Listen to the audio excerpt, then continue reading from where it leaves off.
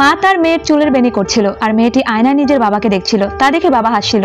বাবা যখন খেতে যাওয়ার জন্য তৈরি হয় তখন মেয়েটি তাকে পেছন থেকে ডাক দেয়। বাবা তাকে স্কুলে যেতে বলে। মেয়েটি তখন স্কুল বাদ দিয়ে তার বাবার পিছু করে এবং পিছু করতে করতে খেতে পৌঁছে যায়। মেয়েটির বাবাকে খেতে কাজ করতে দেখে আবারও ঘরে চলে আসে। মেয়েটি যখন ঘরে ছিল তখন হঠাৎ করে বৃষ্টি আছে। এটা দেখে মেয়েটির খুব ভালো লাগে, কিন্তু বাইরে গিয়ে সে বুঝতে পারে এটা বৃষ্টি নয় বরং কাপড়ের পানি ছিল। পরের দিনও সে স্কুলে না গিয়ে তার বাবার পিছু করে, কিন্তু আজ মেয়েটি তার বাবাকে মাথায় হাত দিয়ে বৃষ্টির অপেক্ষা করতে দেখে।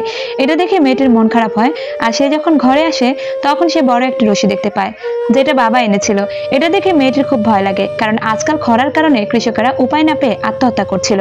সে তখন তা লুকিয়ে ফেলে। আর তৃতীয় দিন বাবা যখন খেতে যায় তখন দেখে রশিটি লুকানো জায়গায় নেই। বাচ্চাটা তখন ভয় পেয়ে তার বাবাকে খুঁজতে শুরু করে। সে বাবাকে গাছে রশি বাঁধতে দেখে। মেয়েটি তখন কাঁদতে কাঁদতে বাবার কাছে চলে যায়। আসলে বাবা মেয়েটির জন্য দোলনা তৈরি করছিল।